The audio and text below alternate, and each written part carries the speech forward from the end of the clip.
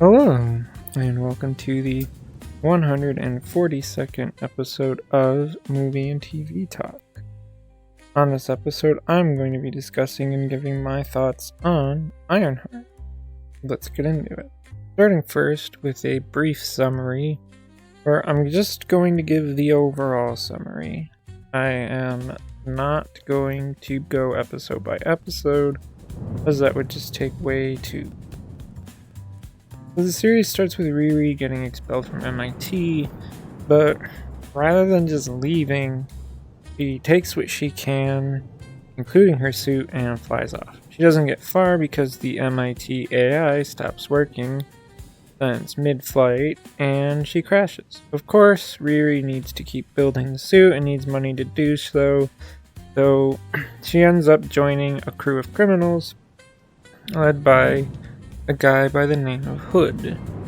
Before the first job, she uses brain scanning tech to make her new suit AI that ends up taking the form of her dead best friend Natalie, which is what the AI calls itself. Riri also needs some parts for her suit that she ends up going to this guy who goes by Joe from the black market to get parts, and he does get enough to get the suit ready. First job goes pretty well, and Riri makes some good cash. The problem is that Natalie thinks there's something going on with the Hood, like sketchy, because of the energy coming off of his hood and the fact that he can be invisible and bend bullets. Eventually, Riri joins them on a job where she tries to cut off and steal a piece of the Hood's hood, but she does, but she also gets caught by the Hood's brother. I forget really what their relationship was. Riri and him fight, but Riri gets saved by her suit and leaves the brother in this weird greenhouse where the air is getting less and less breathable, and he of course doesn't make it. Hood later learns that it was Riri that killed his brother, and this is when we see that his hood is some kind of magical hood thing. This is further when Riri's mom takes her to visit someone who trained at Comertage, and they determine that the Hood's magic is from a very dark dimension. With the name Dormammu popping up from there, Riri and her magic friend have a discussion in a White Castle, which is interrupted when all of Riri's previous criminal co-workers basically attack her. She's able to defeat most of them, but this is when Joe shows up. Now before this fight, we learn that Joe wasn't really Joe, but is actually Ezekiel Stane, aka the son of Obadiah Stane from the first Iron Man movie. He outfitted himself with a bunch of tech and has like electricity fingers, I guess. Anyway, he does quite a lot of damage to Riri, basically destroying her suit, but leaves her alive and takes her helmet and delivers it to the Hood. The problem is that Hood isn't really convinced that Riri is dead and eventually does find out that she's not. Riri, of course, is losing her mind because she doesn't have a suit and knows that the Hood is after her and her family, but then her family and friends, as well as her dad's old car, all come together to help her make a new suit. Magic Girl does some spell stuff because Riri needs magic to fight magic and has a power source, which causes Natalie to then disappear. The final episode shows us how the Hood got his hood and who he got his hood from and all that. Riri goes to deal with the Hood and is first met by Ezekiel, whose tech is under the control of the Hood, and is forced to fight Riri, who manages to actually disable him and reset his tech so he can be in control of it.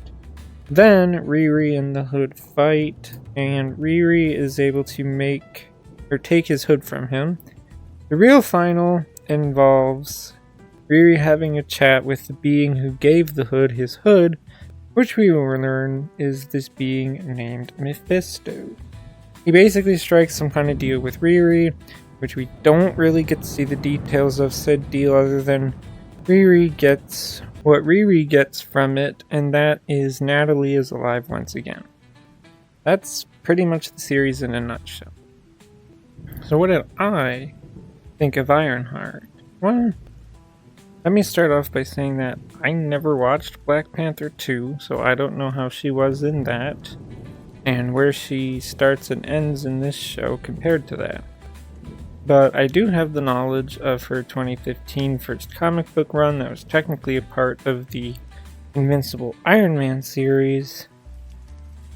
I think that if there's one thing I wished is that the show could have done is have the AI version of Tony Stark aiding Riri on her journey to become a hero, as that's very central to her story in said first comic run. The only other thing I'm not the biggest fan of is bringing magic into Riri's final suit. Again, my Ironheart knowledge comes from that first comic book run from 2015. There was no magic going into her suit there. Of course, I don't know if that changed in her 2018 first actual solo run. I haven't read that one yet, but, I just don't like it.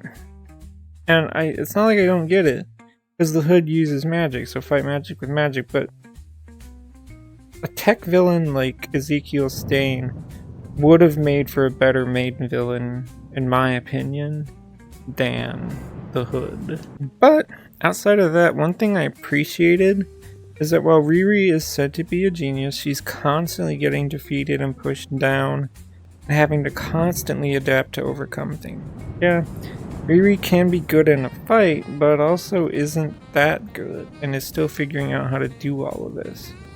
There's also the running question of why is she doing any of this? Why is she building a suit when realistically she could do literally anything else with her level of intellect, yet she chooses to make this suit. Of course, it was basically a trauma response from seeing her stepdad and best friend get gunned down. She built the suit to protect the ones that she cares about, which I think is pretty good motivation to build the suit. I also do like that they spent a lot of time building the relationship between Riri and AI Natalie. They go slowly from not really liking each other to Riri being weirded out by AI Natalie, to Riri finally accepting AI Natalie, no longer being weirded out by it. Plus, Riri's other family and friends accept the AI as well. Something I am definitely glad is that they didn't spend a lot of time name-dropping other MCU characters or asking why X character couldn't do something and so on. Like, they do name-drop very quickly, mind you. Like Stark, Pym, Dormammu, and I think maybe one more that I'm not remembering, but yeah, it's not crazy, which is really nice in a show like this. I just think that contrary to what the vast majority of people have been saying online, it's a pretty decent show. The talk about this show online just kind of annoys me when I see it. I'm not going to get into all of it, but the big one is calling like Riri a ripoff of Tony Stark, and to me, that just shows that these people don't know anything about this character and just see Riri and Tony are similar because of the suit, and Tony came first, so Riri's just a ripoff. Plus, I also feel like people with these opinions have only actually seen the trailers for the show, but never actually watched the show. Ironheart is a good and enjoyable show that I hope gets a second season. But that's going to do it for this episode, so if you like this kind of content, feel free to subscribe. Thank you for listening, and goodbye.